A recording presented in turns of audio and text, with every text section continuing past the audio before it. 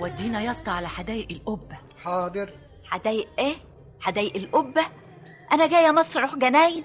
دي حتة اسمها كده، اسمها حدايق القبة. اركبي بس اركبي. اركب فين؟ الراجل اللي استقرلنا العنوان قال شارع عدلي ولا مدرك ايه، ما قالش لا جناين ولا قبة. وريني العنوان. هاتي يا اختي هاتي. خد يا اسطى. انت فاكراني عبيطه ولا ايه؟ استقرلنا يا اخويا. شارع عدلي؟ الله، ايه اللي جاب شارع عدلي في وسط البلد لحدايق القبة؟ لا ما هو انا كنت ناوية اروح اودي الشايل اللي معايا وبعدين اجي الف معاكي. كلام اهدى. لا ما هو اصل لا يا اختي انا مش عايزه ملوعه، انا برضو بفهم. روحي الحال سبيلك. يا زاهية هوديكي، انت ما فهمتيش. لا يا اختي فهمت ولا ما فهمتش، كل واحد يروح لحال سبيله. انتوا ما تقعدوا تتعبوا ولا ايه؟ انا ورايا شغل. انا جايه معاك يا اسطى لوحدي. طب اركبي. يا زاهية افهمي. اطلع اطلع يا اسطى، ربنا يكفيك شر الناس.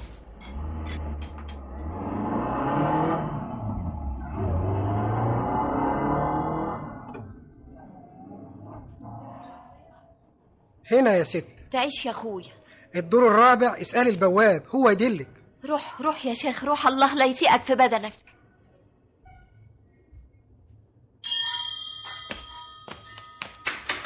في حاجة يا عبدو؟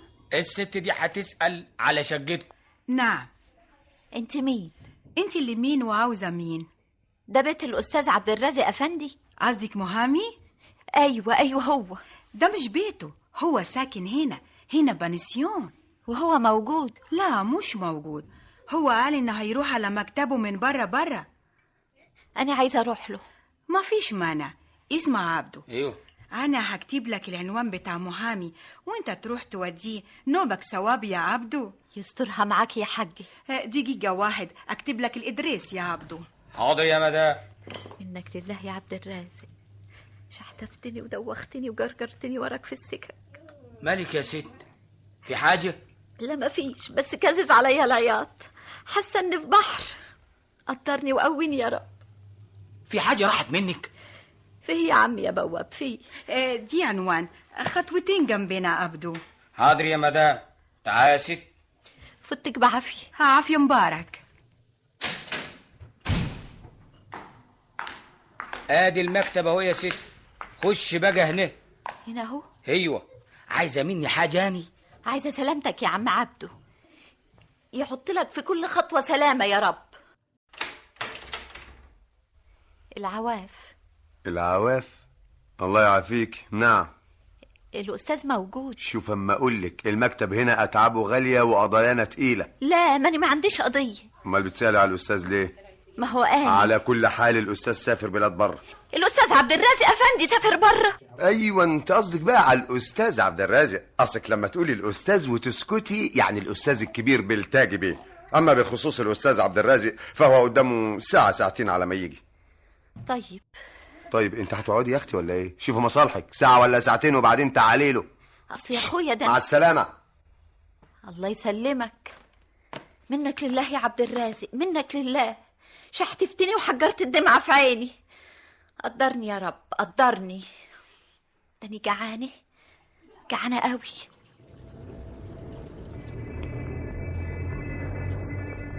إلا ما لاقيش جنب البيت هنا عيش. عيش؟ العيش هناك في المحل اللي هناك دي. طيب يا اخويا طيب.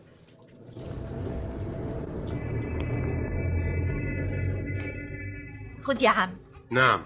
عايزة رغيف من ده. مدياني قرش ساغ وعايز رغيف. امال بكام؟ بنص فرنك. الرغيف ده بجنيه. يا لهوي بالي، بجنيه ليه؟ ده عيش فرنساوي يا ست. فرنساوي؟ والفرنساويين بيسيبوا بلدهم ويجوا يشتروه من هنا. انت عايزه عيش من التاني؟ من ابو ساغ اللي بناكله. عندك في المخبز اللي في الشارع اللي جنبنا اللي هناك ده. تعيش يا حاج تعيش.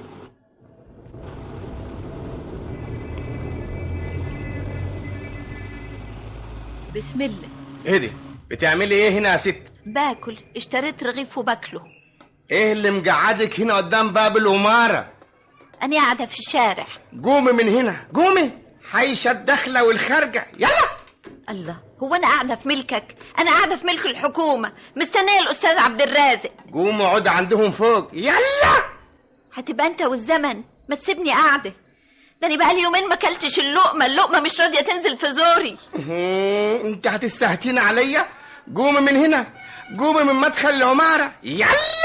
طيب يا اخويا، طيب ما تزعلش، يعني قاعدة على باب الجنة. يا استاذ سعاد الحق، في ايه؟ الفلاحه اللي جت تسال على الاستاذ عبد الرازق قاعده بره على البسطه قدام باب المكتب. طب انا هعمل لها ايه؟ هرفع عليها جنحه مستعجله؟ هقدم عريضه لقاضي الامور الوقتيه؟ ما تخليها تقعد يا اخي، هو انت شايلها على راسك؟ ايوه بس منظر مش حاجه يعني قدام المكتب. هو فعلا مظهر غير متحضر. طب ما تروح تمشيها يا اخي. ماشي، بس كان لازم اخد منك الاذن. يا ست. نعم انت كمان. ايه انت كمان دي؟ عايز ايه بس؟ لو سمحت تمشي من هنا. ليه؟ عايزين نرش. ما ترش يا اخويا، رش. دي بلاوي ايه دي؟ سي عبد الرازق. انت بتعملي ايه هنا؟ تاني دخت لحد ما عرفت اجي. مستنياك يا بيه من بدري. طيب شوف شغلك انت. حاضر يا فندم. ازاي تجي لي مكان شغلي؟ ها ازاي؟ تاني دخت عليك يا شيخ، جاي اتفاهم معاك. كنت في البلد واللي عامل حسابه لقيته عامله لي فضايح هنا. مساء الخير يا متر. الست دي بتسأل عليك واحنا قلنا لها اتفضلي ادخلي. سيبكم انا شويه. من فضلك يا استاذ سعاد حضر لي قضايا بكره. ماشي يا متر. يا حلاوي، مكتب وقباها وسجادة في الأرض وهوا بالكهرباء، احترامات وقضايا وساعي وما فيش بعد كده. الحمد لله. تستاهل الحمد، بس كان نفسي أشوفك في الأملة دي وأنا مراتك. كان نفسي أجي هنا وأنا الست بتاعتك عشان أتشرف بقى بجوزي اللي ليا ضلع كبير في اللي هو فيه ده. تعالي لهدفك دغري، طلباتك. طلقتني ليه يا عبد الرازق؟ ده انا ما كنتش بقول لك غير حاضر في الرايحه والجايه. كنت عامله خدي مداس ليك ولعيالك. ما فيش نصيب بقى. يعني ايه ما فيش نصيب؟ الله، يعني ربنا عايز كده. ربنا ما يعودش كده يا عبد الرازق. ربنا ما قالكش طلق، ربنا سماها ابغض الحلال يا عبد الرازق.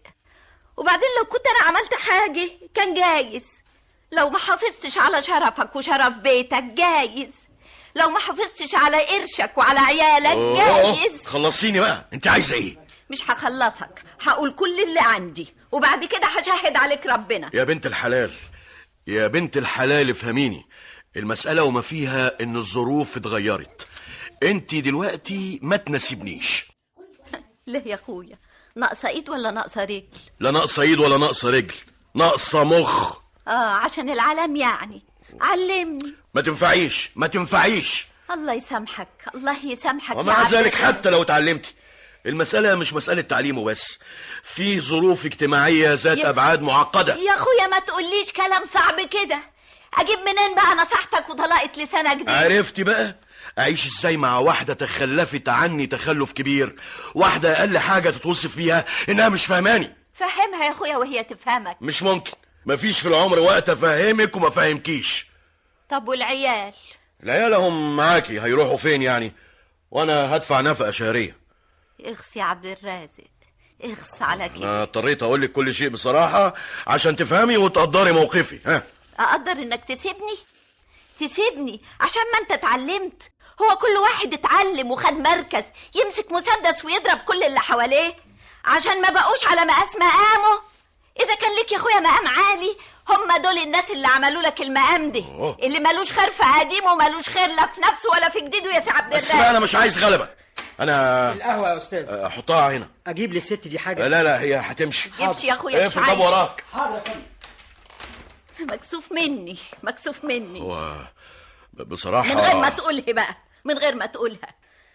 بس أنا عايزة أقول لك حاجة، العيب عيبك أنت والرك عليك. لو كنت عايزني ألبس كنت لبستني، لو كنت عايزني أبقى عروسة كنت بقيت. ده بيقولوا حتى البوزة بتبقى عروسة يا سي عبد الرازق، الرك على الراجل. لكن أنا ما كنتش واخدة بالي من نفسي، كل قرش كنت بوفره على دروسك وعلامك انت. وبعدين بقى اكتمي خالص، انا عندي شغل. الله، ما تفتريش عليا يا عبد الرازق يا ابن ستاتي. انا حايشه نفسي ومش عايزه ادعي عليك. ادعي.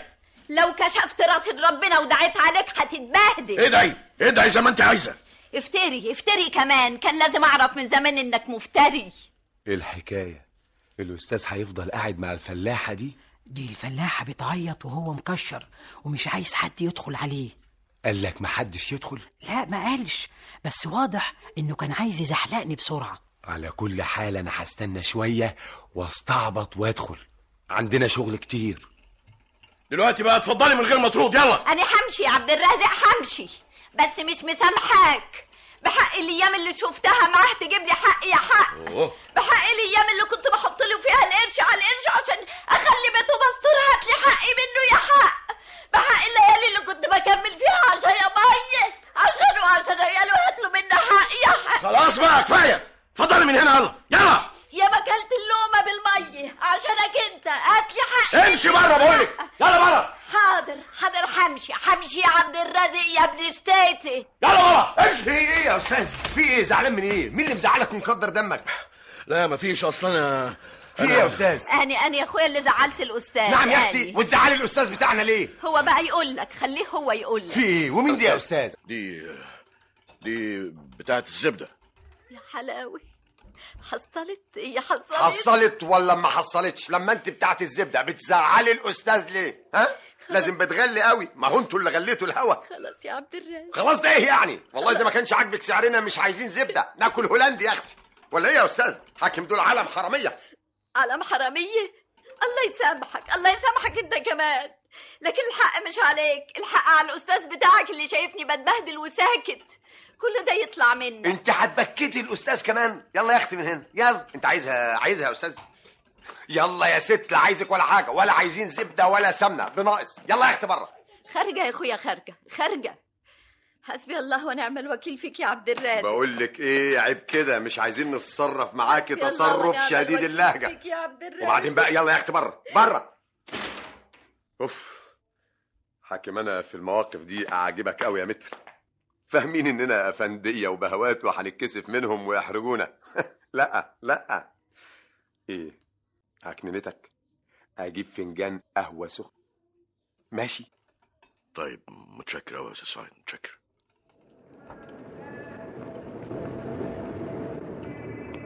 حسبي الله ونعم الوكيل فيك يا عبد الرازق. مشيتني ودموعي على خدي، مكسورة الجناح، جرحت قلبي. أنا بياعة زبدة يا عبد الرازق. اخصى عليك وعلى علامك. حسبي يا ست، حسبي. في ايه يا اخويا؟ في ايه؟ ماشية سرحانة، كانت العربية هتطيرك. معلش يا اخويا، معلش، ربنا ما يوريك اللي شفته. طيب معلش، برضه ما تسرحيش في السكة لا تروحي فيها، ربنا يزيح عنك. تعيش.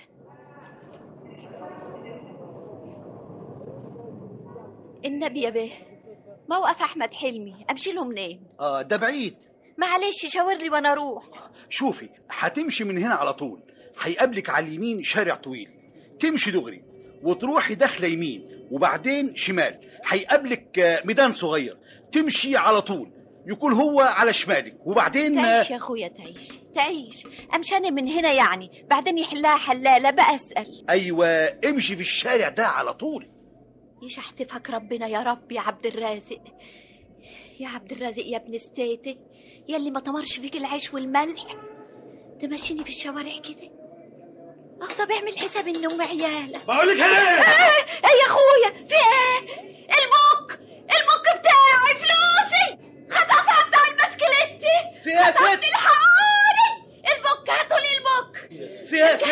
الجدع اللي كان راكب على العجله دي ضربني على كتفي وخطف البوك اللي فيه الفلوس. عايزه فلوسك ايه بقى؟ عوضك على الله. حد يشوفه، حد يجري وراه يا اخواني. ايه مفيش نخوه؟ حد يجري وراه يجيب لي فلوسي. هو حصل ايه في الدنيا دي؟ هنجيبه منين بس يا ست؟ ده واد حرامي حريف، شغلته كده، خطف منك القرشينات وطار، فص ملح وداب. كانوا كتير؟ مش مهم كتير ولا قليل دلوقتي، المهم انها كل الفلوس اللي عندي. هرجع بلدنا ازاي؟ هجيب الاجره منين؟ لا حول الله يا رب. ما معكيش ولا مليم؟ لا، ما معيش حاجه. انا عايزه اروح بلدني، مش عايزه اقعد هنا، عايزه اروح بلدني. طب تعالي وانا هتصرف. ايه هتعمل لها محضر؟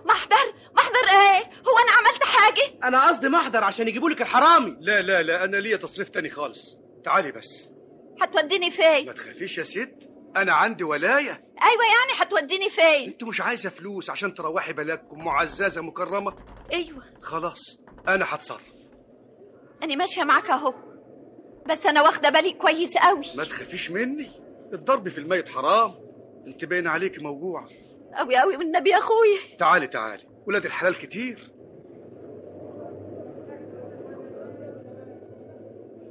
بقول لحضرتك ايه، الست اللي معايا دي ست غلبانه وعايزه ترجع بلدها وما معهاش فلوس، وبنلم لها قرشين علشان ترجع. انت منين يا ست؟ اني من الفلاحين الجوانيين. ست غلبانه قوي وربنا ما يرميك في ضيقه. ماشي يا سيدي، خد. تشكر. تعالي يا ست. الست دي غلبانه مكسوره وعايزه ترجع بلدها، وبنلم لها قرشين علشان ترجع. يا حرام، دقيقة واحدة اما افتح لك الكيس. الله، انت بتشحت عليا ولا ايه؟ امال اجيب لك منين؟ انت مش عايزه ترجعي لعيالك ولا عايزه تستني هنا بقى لك لابس سكات؟ لا يا اخويا، بعد الشر عليا. خلاص سيبينا اتصرف، بس انت تمسكيني كده كمان وكمان. هو فيها اكتر من الغلب اللي انا فيه ده؟ يا مرخصتي يا زاهية، بيشحتوا عليكي.